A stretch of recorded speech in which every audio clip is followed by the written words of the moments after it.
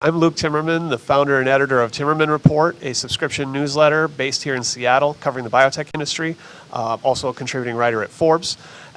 Pleasure to be here today at Life Science Washington's annual conference, the Life Science Innovation Northwest. With me here this morning is Eric Larsen. He's an entrepreneur in residence at the University of Washington currently. Welcome, Eric. Thank you, Luke.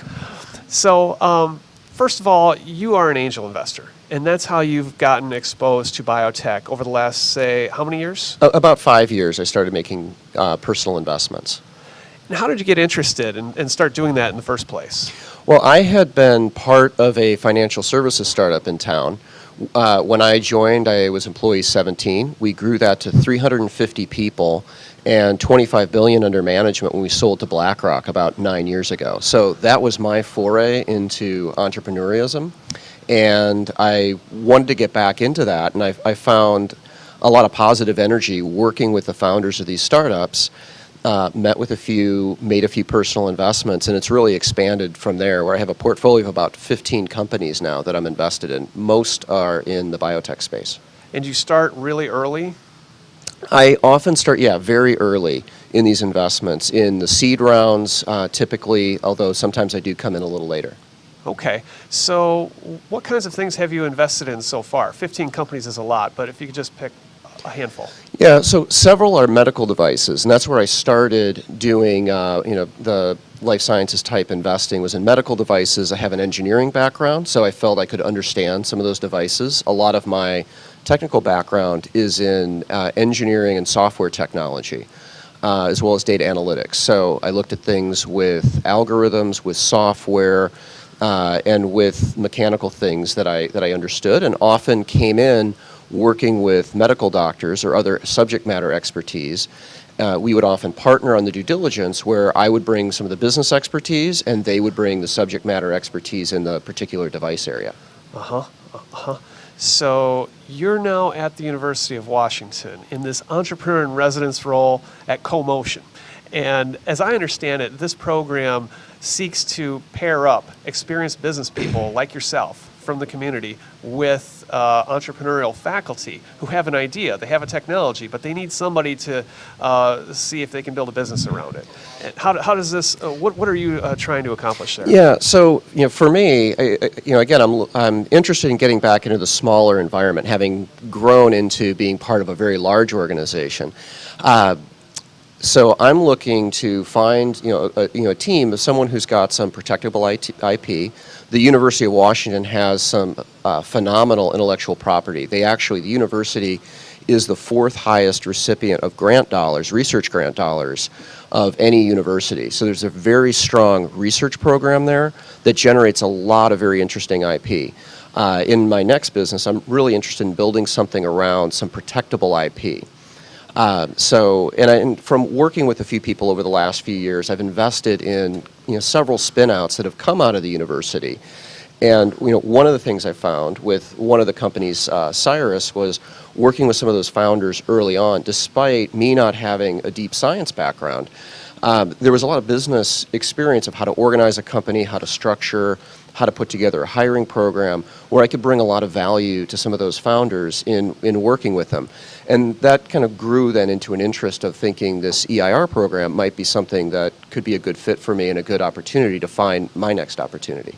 So typically these entrepreneur in residence stints last maybe 6 to 18 months, and in the beginning you're just kind of walking the halls, so to speak, meeting a lot of faculty and seeing what might be a good match. What are some of your first impressions? First impression is there's a lot of amazing technology getting developed at the university.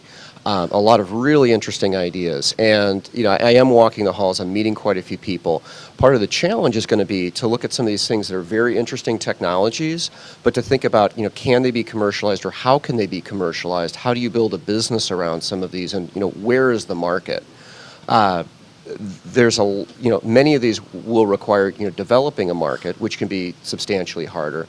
Others, it's finding the right first place to come in and try to build a market and build a revenue stream around the technology. So that I think that's part of what's going to take some time, as well as finding people where the chemistry is right.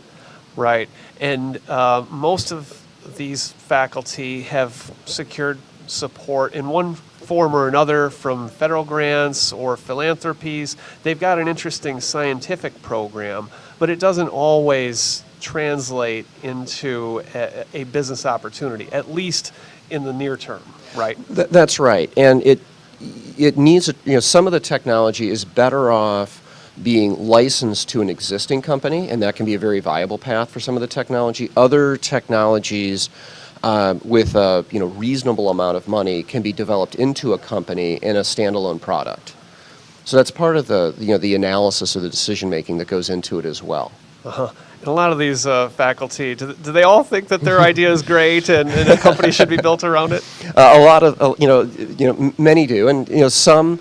It's not just the faculty; it'll be the postdoc students as well. And there's a spectrum of people who have maybe more realistic and pragmatic views of what it's going to take to build a company, and some where they think it should be very easy to raise money and it's an easier path. And so, but there are quite a few that have that are very interested in having their technology have a greater impact on society. And one of the ways to do that is to get a company formed around it and try to commercialize the technology.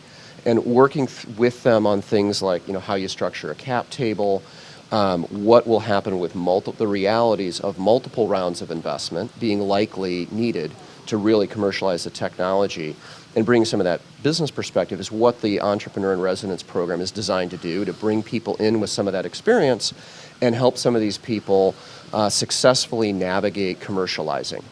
So you are planning to be part of a panel later at this conference on investment trends. So we're coming off of a historic bull market in the public side anyway, in biotech, in which it outperformed the broader indices. We've seen a decline in the last 9 to 12 months. What are you seeing out there now at that early stage where you'd like to invest? Well, I'm seeing a few interesting trends right now. So this year, quarter one of this year, in general, Series A investing was down about 15% from the same quarter in 2015. So you're seeing a slowdown in the VC investing. But at the same time, VCs are raising far more capital.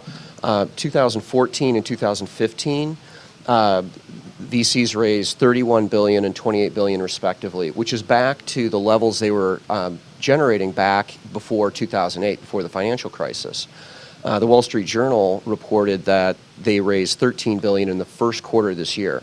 So with the amount of money flowing into VCs, it's hard to see how they can continue to have that Series A funding at the lower level. There seems to be a lot of money looking for deals and investing. And we're also seeing a rise in crowdfunding platforms as well, many of which are investing pretty significantly in biotech companies. So there seems to be the significant growth of capital, which at the same time we're hearing about slowdowns in the market. So I'm going to be very interested in hearing the panel's perspective on how they see this developing, because and really across the investment management spectrum, there's a lot of cash on the sidelines of people holding more cash. I think we're going to see people coming back into the markets, both public and private, and starting to invest more dollars. And that can create a lot of opportunity. It can also create overheating in the market and high valuations. Do you think there are enough good ideas and good management teams out there for that capital searching?